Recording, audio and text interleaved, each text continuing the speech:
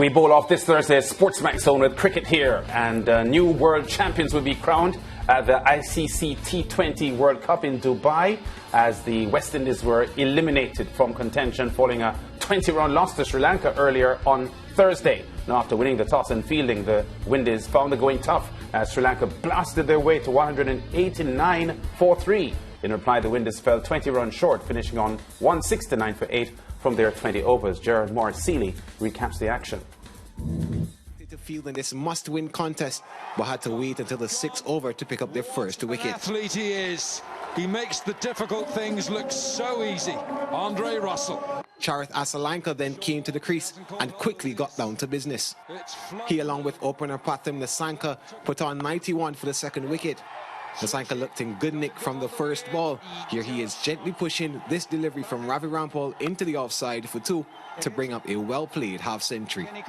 He fell not too long after, though, his contribution 51 from 41 balls. From Pratham Nissanka. Asalanka then brought up his half-century in similar fashion to Nissanka, a gentle push for a single and a little flex of the muscles to rub salt into the wounds of the Windies. And as the Sri Lankan batsmen unleashed, the Windies let themselves down in the field. Perhaps it sums up a lot of the West Indies' effort in the field tonight. Asalanka would go on to a top score of 68 from 41 deliveries before miscuing this one, providing another catch for Hetmeyer. Sri Lanka posting 189 for 3 from their 20 overs. The West Indies chase got off to a horrid start. After him, and not well enough. Hasaranga takes the catch, and it's a forlorn walk back. And Gale was quickly followed by Evan Lewis, chopping on for 8 with just 10 runs on the board. Vice-captain Nicholas Pooran tried his best to stabilize the innings. Here he is with a wonderful shot over lawn for 6. At the other end, Roston Chase was dismissed by a stunning diving catch by Banuka. The West Indies 47 for 3 at that stage. Pooran hit 6 fours in his 46 from 74 deliveries, but couldn't push on. And it's well taken. The struggling Andre Russell was next to go after attempting to pull this slow delivery, and Russell was quickly followed by his captain, Kieran Pollard. And the matchup works. Forward into Hasaranga.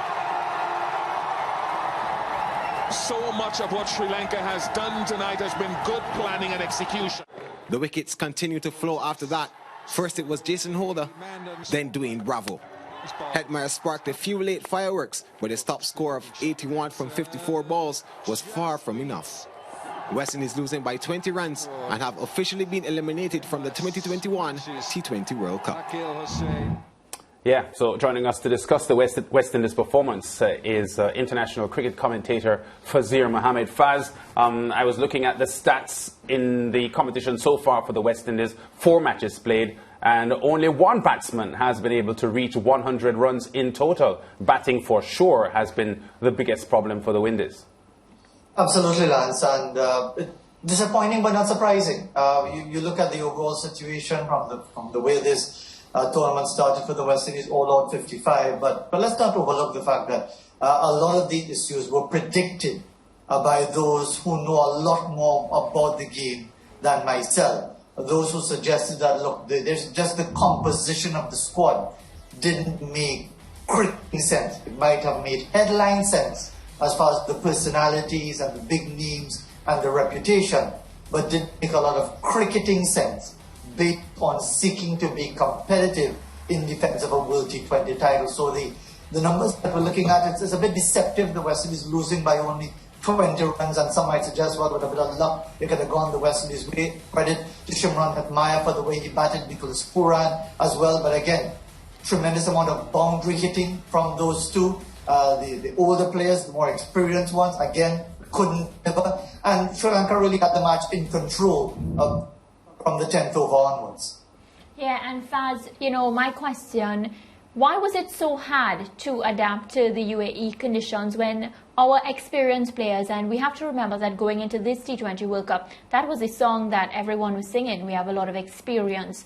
Why were these experienced players who are stars in the IPL unable to adapt to these conditions?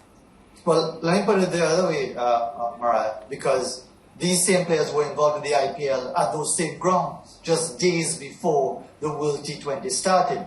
let me put it to you and to the rest of our team in the discussion here, that the opponents were better prepared to neutralize whatever the West Indies had to offer from a batting standpoint, simply because they knew them so very well and were therefore able to capitalize on whatever technical deficiencies and indeed the advancement of years which no one can ever get away from.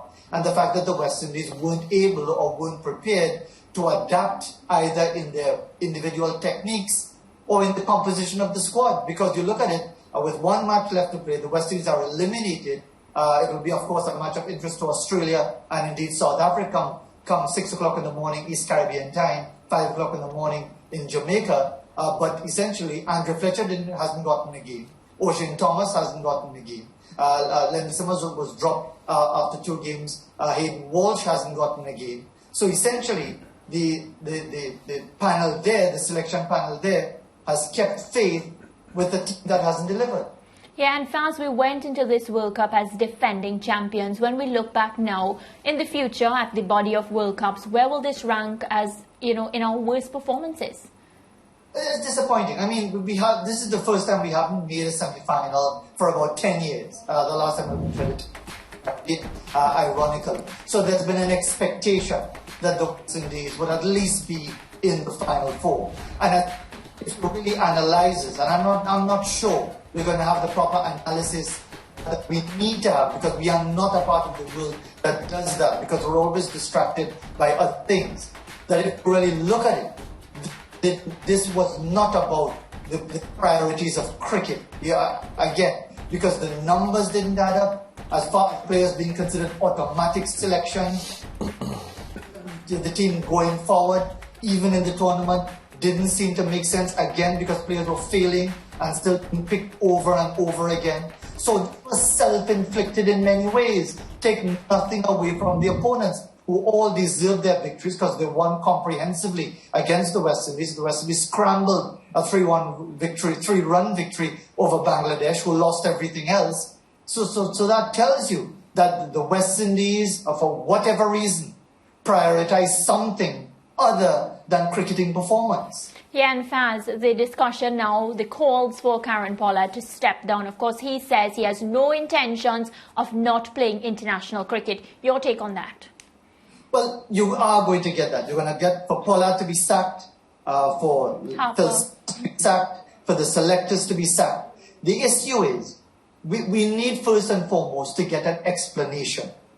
Not dancing around and hiding behind medical issues and whatever. We need to get a cricketing explanation as to how this squad was comprised, given the responses to it when it was announced. The fact that we now have the evidence, the body of evidence, which again is not a bolt out of the blue. This was predicted by many, as I said, many who know a lot more about the game than I do. What I suspect is going to happen now is that we're to get ready for Good Vibes Part 2, because we're going to be told, look at Nicholas Pooran today, look at Shimron Hetmyer today. They are the future of the team to take us to the next World Cup next year. So rather than harp on the negatives, let's be positive. Let's crank up the engine for Good Vibes number 2 for 12 months from now.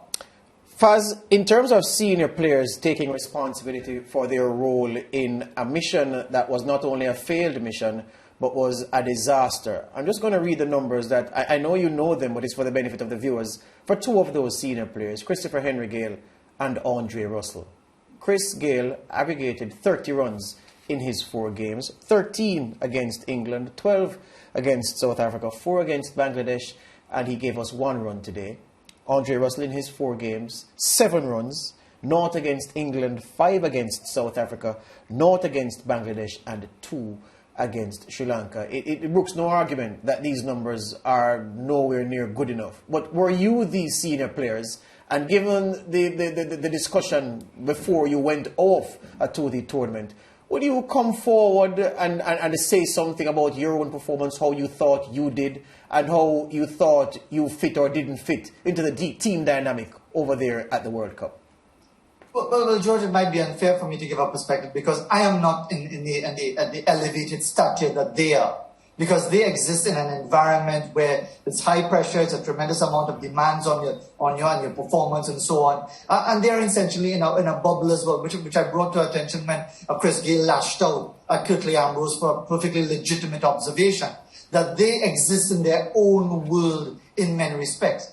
And it takes an even greater level of maturity to acknowledge after a failed campaign in which you really haven't contributed at all, to put your hand up and say, look, I think the numbers show that I let down myself, I let down the team. It is no disgrace that, as I can tell, for someone to acknowledge these feelings, because we are all human beings. They didn't pick themselves. Let's remind ourselves of that. As best as I am aware, they did. Chris Gayle, Andrew Russell, any other name, anybody who you want to say shouldn't have been there. They didn't go and put a gun to anybody's head to say, you have to pick me or else. They were picked by the selection panel, and they went out there to deliver, with the numbers suggesting that it would have been difficult for them to do so for myriad reasons. But again, whether they choose to offer an explanation, whether they choose some sort of mea culpa, or whether they look to give some sort of rationale as to why things went so badly, because it's not just the lack of runs. If you look at the team in the Bangladesh match and this match on the field, they were completely flat. It was almost as if they didn't want to be there. And how many of us could say that we actually identify a West Indies team like that, even in difficult circumstances? No celebration, no reaction, a little high five here and there. But when you watch the body language all around, it was almost as if they couldn't wait for this tournament to be over. Again, from the perspective of the senior, well, I say again, it's a different question. You answered that one adequately. From the perspective of the senior players, might we look back, Fazeer, and say the fact of the captain, Kieron Pollard, lashing out as he did against the scrutiny and inquiry that he was subjected to by the journalists on the eve of the tournament about form and performance and even selection, and him lashing out, and Chris Gayle taking umbrage at what Curtly Ambrose say. Given what those two men did, which is contributed the sum total of nothing to the tournament, and another senior player like Andre Russell, who also didn't contribute anything, that the lashing out was perhaps a sign that the psychological pressure these men were feeling was so much that they had to manifest their response to criticism rather than go on the field and do it as they were advised to by past players. Because they, in their own minds, weren't sorted out and weren't quite sure what they were going to produce or could produce, that this response manifested itself in them lashing out rather than sucking up the criticism and going on the field and proving people wrong. I think it's part of that personal bubble situation, because you remember, in all of that you remember Pollard saying, it's about time, and I'm paraphrasing him here, it's about time the media supports the team, which again, completely misrepresents the role of the media. But again, it's all part, whether you call it pressure, whether you call it a level of anticipation, whether you call it trying to defend the indefensible, because essentially this is what it is in many ways from the very outset, with who failed a test and who didn't fail a test, and who got a medical exemption and who didn't get a medical exemption, and who, despite not scoring a run, getting picked, and who is this great person and is going to be a tremendous person in the dressing room. We even had, and I'm waiting for Brian Lara to disown the statement that Chris Gayle should not be dropped, because I saw it reported on SportsMax, and I consider SportsMax to be fairly reliable, that Brian Lara, speaking to Star Sports in India, said it would not be good to leave out Chris Gayle at this time. So is the Prince of Port of Spain also buying into this self-defeating toxic narrative that personality and stature in the game is more important than your actual contribution? I think too many people are drinking too much Kool-Aid around here. Yeah. Fazeer, are you still there? I'm here. Oh, yeah. A flash caught me just now. Right. And so when you look at the totality of what we've done at the World Cup, Fazeer, isn't it true that given the nature of West Indies cricket and how fans have come to be distrusting of the board and cantankerous about selections, if we had left Chris Gayle at home, left Andre Russell at home, left Ravi Rampal at home and left some of the other controversial picks out of the team and gone with a younger team and guys of a different profile to the usual suspects who went. And the result was the same. That we'll be sitting here on this show, taking up your time talking perhaps about why experience wasn't trusted, because it was obvious that the younger players didn't know the conditions like Gale and Pollard and Russell would have, and that it was a recipe for disaster to pick such a young team to go on this World Cup jaunt. Absolutely right. It would have been bloody murder. Everybody would have been going on how you've disrespected the icons and whatever. So I mean, it's difficult to prove a negative. You can't prove what would have happened in a situation, in a speculative sense like that. But the fact of the matter is, we in the Caribbean, for whatever reason, I'm still trying to work it out, whether we're talking about our politics, whether we're talking about sport, whether we're talking about what, we just move from one bonfire to another, rather than trying to work out what caused that fire in the first place.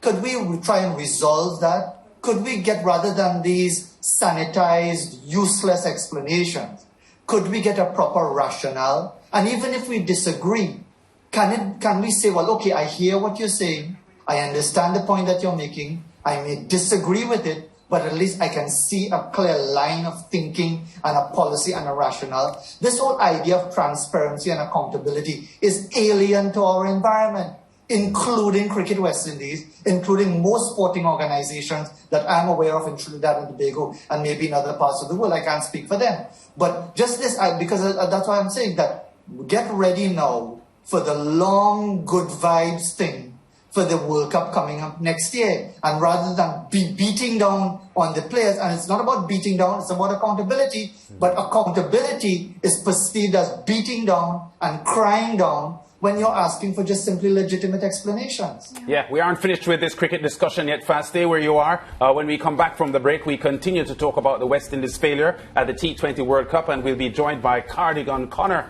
the former Hampshire fast bowler, who will zone in with us on his views on what has happened with the West Indies in the UAE. Back with more after this.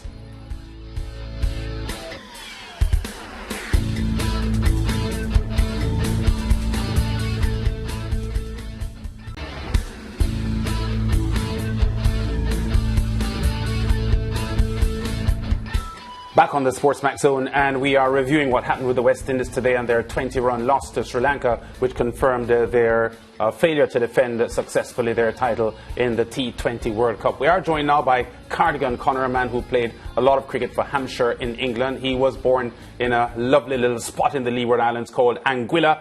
Cardi, welcome to the SportsMax Zone. Let me start here. Before we ended the previous segment, George was putting to Fazeer Mohammed options that the selectors had, probably using younger, fresher players going to the World Cup. Can the selectors and the team management defend the current situation by suggesting that there is no guarantee that the likes of Sherfane Rutherford and Romario Shepherd would have made a huge difference? Would that be an acceptable defense to the fans right now who are seething? No, I don't think it would be. I think that, as Fazeer was saying earlier, what I do believe is that the number of the players, senior players that were there, and what they've achieved worldwide in 2020 cricket, they're all serious players when it comes to different countries around the world that have bought into these players as franchise players. And what was very disappointing is the fact that the West Indies, they did not play as a team. That was the biggest issue for me. And I suppose the selectors, management, the whole squad, I think everybody has to accept responsibility for letting down a region, and when you consider how the other teams have played. If you think of South Africa, they might not make it to the semifinals, but the number of senior players that missed out on being selected, they still went out and performed as a team in pretty much every game. Even in the low-scoring game against Australia, they still showed a lot of fight against the West Indies, having to deal with the off-the-field issues with Quinton de Kock. They still played as a team, and unfortunately for the West Indies, even though we had the name players, name does not mean anything once you cross that line. It is about performances. And I'm afraid majority of the players have let the team, the management, and the West Indies down. Yeah, I want to get a comment from Fazeer on this next question I'm about to ask you, Cardi, because I heard prior to the start of the World Cup, Carlos Brathwaite in an interview with the BBC, and he was recounting the 2016 experience. And he did make reference to the fact that prior to the 2016 tournament, there was a pay dispute and a lot of the players were in conflict with the West Indies Cricket Board, Cricket West Indies at that time. And he presented a picture of the players almost, galvanizing as a unit to try to prove, that they could deliver the goods as far as they were concerned, in spite of an administration that wasn't helping them. I'm hearing from you that you didn't see in this effort from this West Indies team that they had that kind of spirit to, propel themselves to a top draw performance. No, I didn't. I think there are times, within the West Indies team, it's almost as if they look for the high negative to get them motivated, as opposed to looking for the positives. And the challenge sometimes is when you've got a team full of superstars that you tend to look around for the next superstar to do it. And then before you know it, there's no one left. The fact that if you go back to the first game being bowled out in 14.2 overs is a disgrace. If that was on the 15s, you would not be happy about it. And again, even today at no stage, they look as if they were in the game. And congratulations to Sri Lanka. They went out and played really well. But we talk about the last World Cup and the defending champions. Going into the last over, England were very, very much the favorites of winning that. It's just, it took a tremendous effort, by Brathwaite, obviously some skill involved, to win us that World Cup. And I think sometimes you really need to look at what does it take in order to bring success as a team. We could be regarded as a team of six hitters, but it's not about six hitting today. If you looked at the way Sri Lanka played, they kept the ball on the ground most of the time. They pushed for twos. They were prepared to show that they came to win. Although they didn't have a chance of going on to the semifinals, they played as if their lives depended on it. Yeah. Faz, did the failure of the West Indies team in this tournament be a part of the team lacking spirit? Outside of the weak performances based on what the bowlers, the fielders and the batsmen produced, did you detect that this team didn't have the spirit of champions? Well, they could have easily gotten it. If you're going by what happened in 2016, it's kind of us, the world against us. Remember Mark Nicholas and the short on brains comment that really galvanized the team. There was a lot negative being said about the team.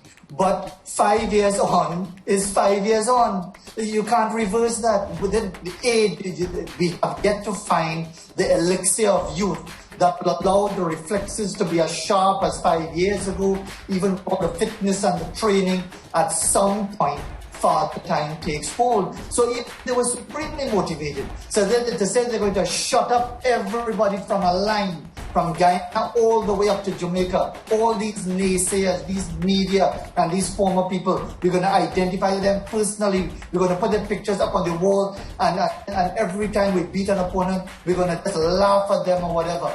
There was more than enough opportunity to motivate yourself. But there is something called the passage of time that you cannot get past. This is merely a repetition of what the West Indies would have experienced in the late 1980s, early 1990s with that transition. This is what many great outstanding sports teams or sports personalities would have experienced. A failure to recognize the inevitable passage of time and the consequences of that.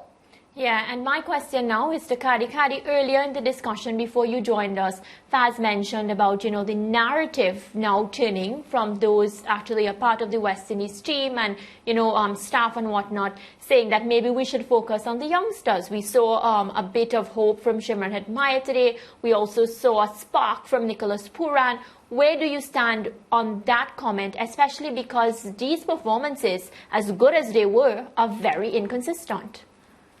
They were inconsistent because the senior players were expected to play senior role and they didn't. But again, as Faz says, I think we have to look forward. We have to look for the positives. And to me today, as I was watching the game, I still had hopes that Pooran could go on and score 100, that the Hetmeyer himself, the way he batted, if they had batted a few overs longer in partnership, then we'd have obviously been a lot closer to a winning target. But I think going forward, from what happened in the regional tournament that was just played, there's some huge positives to take from the performances there, and a number of those players will have their hands up and say that they're ready to take over. And you really need, again, as we go forward, you probably need to look at persons who are going to play batsmanship and not just try to hit the ball out of the park all the time. And because, again, the game is about scoring up as many balls as possible, not waiting for one big hit and an over and thinks that you've achieved something. Fazeer, Cardi, let me get Fazeer first. Would you then, from this point, and you've called for assessment, which is always a sober thing to ask for after an outcome such as this, but would you then empanel a 3-member, an odd number, a committee to look into the role of the coaching staff? And I say that because we're talking a lot about the players and the seniority and their bags of experience. Sri Lanka cumulatively 700 and odd T20 internationals. West Indies cumulatively today 2,800 and odd. A chasm between the respective teams, and yet the result is what it was. But the coaching staff supposed to put together a unit that was athletic, that could radiate the kind of energy to get each other going, to put pressure on the batsman in the middle. As you've said, and Cardi has agreed, flat all the way through, we didn't see that. So must the Cricket West Indies now, Skerritt and company, ask a committee to look into the coaching staff's performance, not take their own word about how well they did, and then from that decide on how to compose it going forward. Do you think that would be useful? It would be useful in an environment where we're interested in real accountability. And I'm not sure that we are in Cricket West Indies, because just remember, in the midst of this whole thing about the poor performances, the information came out that there's going to be a reassessment of the selection policy, to which the director of cricket, the former West Indies captain Jimmy Adams, said, don't read anything into the proximity of that statement in the midst of all of this angst over the team performance. So what are we really saying? What do we want? Are we really interested in performance, or are we interested in all of these diplomatic niceties? One of the things about sport is a ruthless place. At some point you're going to win, at some point you're going to lose. At some point age will take over and you're going to be embarrassing yourself until you recognize that. That is where sober judgment comes in. And sober judges are supposed to be, as an example, your selection panel, your coaching setup, your head coach, your bowling coach, your physios, who are supposed to tell you, not be afraid to say, look, XYZ shouldn't be here. XYZ, whether you give him a medical exemption or you change his name, doesn't make a difference. But if we're going to continue with this preoccupation with not wanting to deal with issues straight on, we're going to revisit this another time, as we have so many times over. The issue is George and Lance and Mariah and Cardi and you all have been in different environments, is that it is pointless having an analysis or having a real understanding of what went wrong if there are not going to be consequences, if there are not going to be decisions taken. One of the issues with being a selector is that really nobody should be your friend anymore, because you will be called upon to tell some big player who feels he cannot be dropped that, look, your time is at an end. We have these young guns ready to go. Your time is at an end. We don't have that in West Indies cricket. We seem to bow at the feet of these so-called icons, not just now, but previously, where we're scared to make the tough decisions. Yeah, and that's why we are where we are. Cardi, I feel almost silly asking this question, because to me it should be a matter of course. But shouldn't Phil Simmons and his coaching staff expect that the moment the game ended today, that the review of their performance and contribution to the readiness of the players to perform the tasks required, that review was already underway? Yeah, yes, I'm sure. The big challenge is that there are times when you've got a team full of superstars, it's very difficult to get your coaching methods across. But that should come out in the review, Cardi. That should come out in the... And that's the point I'm making. The coach and the coaching staff should be interviewed to say, well, gentlemen or lady of the review panel, we had some difficulties because so-and-so superstar, it was hard to get them to meld together for the purposes that we wanted to achieve. And that's why I'm saying that a review should be a matter of course. We should be here wondering if there will be a review of that nature. I totally agree. I think the challenge with West Indies cricket is, though, it seems as if the coach or the head coach, whoever he is, or the coaching staff, the players are the ones that determines the future of the coach and the direction of the coaching. Most international professional teams, the head coach has the final say. I think it's real unfortunate for Phil Simmons and his staff to have had a squad of players like that, superstars around the world, and to have played that badly. So it tells me that obviously the coaching staff did not have a game plan. The players almost as if looked like they weren't that interested in going out and performing, which surprises me because every time they play, and especially on a stage like that, you're putting yourself in the shop window of the world of cricket. And the way that a number of our senior players have played, it's almost as if they're looking to retire after this tournament. But Cardi, isn't it a case also of Hobbs's choice? Because get it then. If perhaps it is, if I have to go along with the line that you have sketched, if it is that the coaching staff, through the head coach, of course, decided to, you know what, I'm going to impose my will on who plays in this team. It's what I think, not what the captain thinks. Then he has an unhappy captain. Then he gets the results that we have seen so far. There would have been hell to pay. He, we believe, said, okay, you know what, let's consult. I'm going to give you some leeway to impose your will on who plays. And it has still been disaster. So it's Hobbs's choice all around. Catch-22, damned if you do, damned if you don't. Yes, but I still think as the head coach, at times you have to put your hand up and say, listen, I'm responsible. Of course, when you've got senior players, you would believe that they've got the know-how, the experience, obviously, to get the job done. When that's not happening, you as the head coach will have to say, sorry, guys, we need to go in a direction that I am paid for. As head coach, I'm here to bring results. And you, the head coach, will always be the one, the fingers we pointed at. There are 11 other players out there who you could pick and choose that they didn't do this right, they didn't do that right. But you also have to look at what was the game plan. And if you're someone like Fletcher, what we know of Fletcher is he plays with his heart on his sleeve. He plays as if every game depends on it. And for him to have sat in the whole of the World Cup, not getting a game, and the West Indies playing as badly as they are, he must be very disappointed. And his supporters as well will say, why have they treated him like that? Hayden Walsh Jr., who was one of our best wicket takers for quite some time, only got one game. And almost as if when you have things like that, you then have to look at the head coach, the captain, and say, guys, you got it wrong. Not just once or twice, but almost every single game. Yeah. Well, Caddy, Faz, thank you so much for joining us as we tried to analyze what went wrong for the West Indies. We hope to connect again, and next time we'll be talking some positive things. Please. All right, Cardigan Connor there, and of course, Fazeer Mohammed. Well, coming up immediately after the break, horse racing fans will be in for a treat as they get to ride along with Lance at the track. Plus, still to come, Brent Sancho joins us for a recap of the best of the action from the Europa League. And just how did Antonio Conte fare in his first match in charge of Spurs? And we'll have a look back at Kevin Durant's exploits for Brooklyn Nets in the NBA on Wednesday night.